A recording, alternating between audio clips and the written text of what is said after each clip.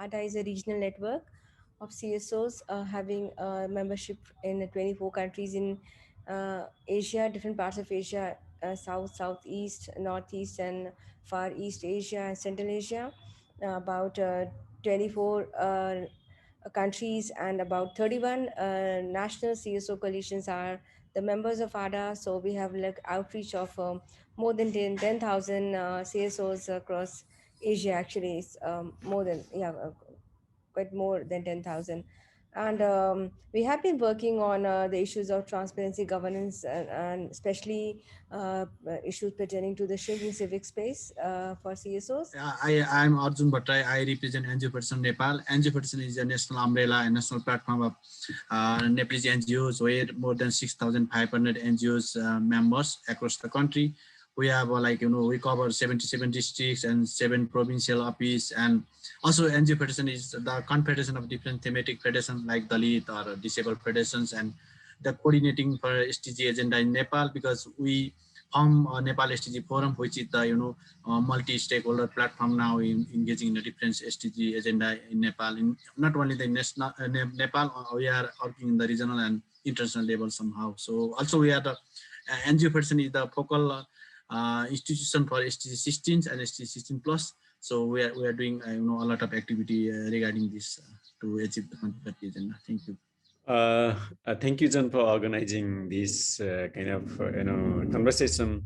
I'm Bhandari. I'm the executive director of NGO Federation of Nepal, and I manage the initiatives of NGO Federation towards SDGs. I was wondering, just for our audience, just to give them a better idea as to what the connections are, how you mobilize, as NFN at the national level, and how you work, Jyotsna, at the regional level. If you can maybe explain a little bit about the relationship between ADA, the regional coordination that you do, and the work that NFN does at the national level. So maybe Jyotsna, maybe you can give us a little bit of a breakdown of what that collaboration looks like, just in case other colleagues within other regions might see this as a great example to replicate. Together, and then we have been organizing our various side events together during Asia Pacific Forum on Sustainable Development, which is a regional platform, regional forum. Apart from that, we have been organizing side events with the them even at the global level during high level political forum. We have been working with their actually member state of Nepal as well, because of NFN, because of the good outreach that they have, and they help us inviting those people who have been working on SDGs, especially on the localizing SDGs. So actually, as Jyotsna already highlighted some issues, but however, it's a we are doing a country level or national level or local level initiative, but sometimes we need regional regional knowledge on engaging in the local level. So it is a very good platform, ADA, that sharing knowledge and SDG. Actually, what Jyotsna is always sharing bulletin or messages, and which is very useful for us. And the second, capacity building, it's a very important. Actually, the gala training, we organize many like other training, but the gala is incentive, very comprehensive package for the SDG, which the ADA is. I just like to highlight that ADA is really helping us to breeze the national processes and international processes, and through this, I know we have been able to showcase our initiatives and results at the international level, and ADA has been really doing well in creating international platforms in which different organizations and networks can come together. They can share and learn from each other, and it's really good in this sense. And with support from ADA, we have been document and build knowledge and share with each other, and it's also really helpful. Another thing that's already mentioned is capacity building, and through different activities. One of them is global advocacy program, which we call GALA, and I'm proud to say that, I am the first gala alumni, and I took part in 2013, and it's just going on. So, and so, it's really great that we are associated with ADA, and we have got support from this.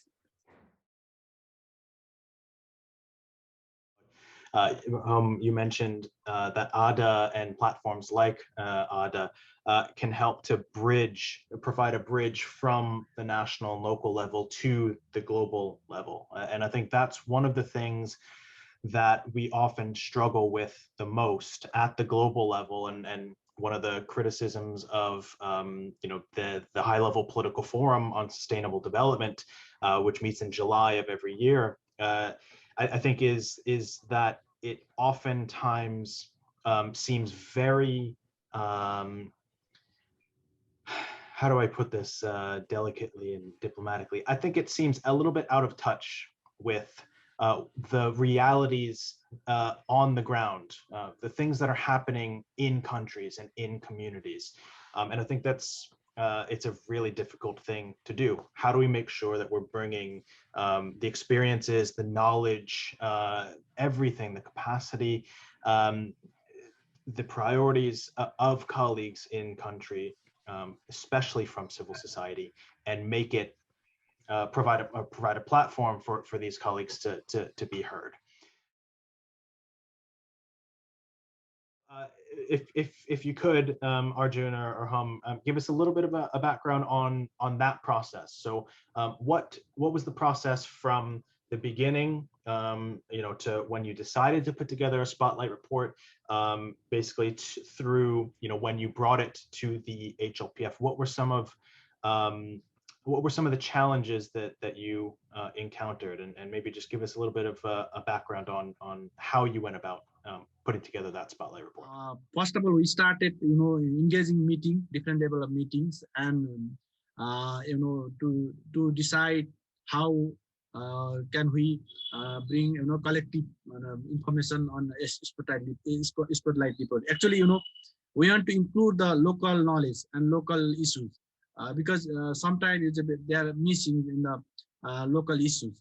So we last time, I think I'll share a couple of experience of 2020 spotlight report. We formed the one committee. It's a expert committee of 13 members, and then there are different level of expert. And then also we invited to different civil society colleagues.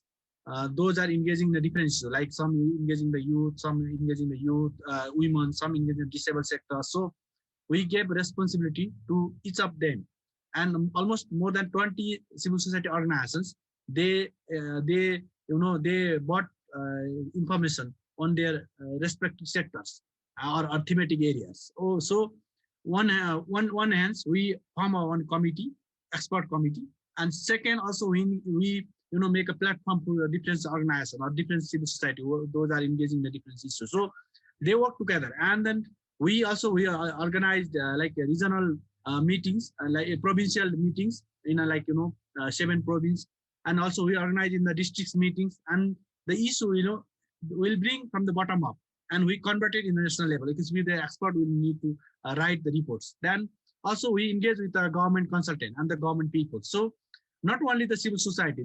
2020 is an interesting thing. Also we invited the private sector. We work together with the Federation of Nepalese Chamber of Commerce, and so also we work together with the Federation of Nepali Cooperative. Okay, so when we try to work together many organizations, and that's one opportunity, but at the same time coordinating different types of organizations which have their own priorities, it's also sometimes challenging, and we are the secretariat of National Nepal SDGs Forum.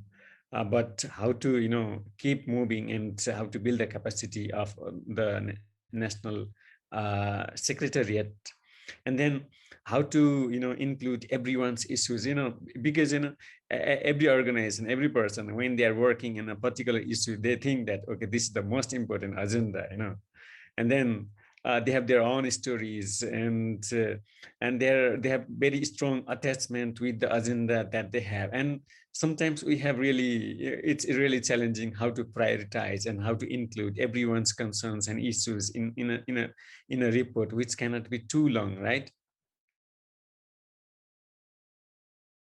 Paul, how has the COVID-19 pandemic affected your work as NFN? How has it also then affected your work with the government? You know, despite our efforts to bring in more people, bring in more voices in the online forum, and despite all those reminders that we say, but then ultimately it's very frustrating when we say that end of the time, I mean, just by the time they have to speak, they could not join it for some or other reason. So this is because, you know, we are not prepared for the online platform. We were never used to it, and especially CSOs, we were never used to such online thing. So this is a major thing. And then also we have seen how the governments are attacking the CSOs.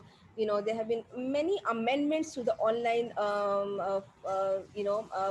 what you publish online, especially in India, Pakistan, Bangladesh, some even Nepal. The women, they marched on the road. Then we have also seen in Indonesia, Myanmar, there have been many new amendments to their existing law. If you speak anything, even for the COVID, you know, you are your account is hacked, your account is cancelled. So this kind of things are definitely happening, and we are trying to find out the strategy. How do we address this issue? Because coming to the HLPF, what's your message to governments and the HLPF and the UN system about what needs to happen to advance and implement SDG 16 plus in this decade of action? so, you know, as I said that I would be going for the citizens-led data, because we have been collecting a lot of data, and then they say there's a dearth of data, but there's no dearth of data. You have to trust the data that is collected by civil society, and you know, that data is quite valid. Even at the micro level, the data is very valid. So you have to trust us, and please trust the citizens-led data while you are writing your VNR report or any other report. Uh, STG, you know, it is like being a slogan, but what we think as a national activist, like, you know, it is not only the slogan, it should be the implement in the communities. Otherwise, we cannot achieve in 2030. I would say that it's really necessary to focus on the recovery from COVID-19 for SDGs.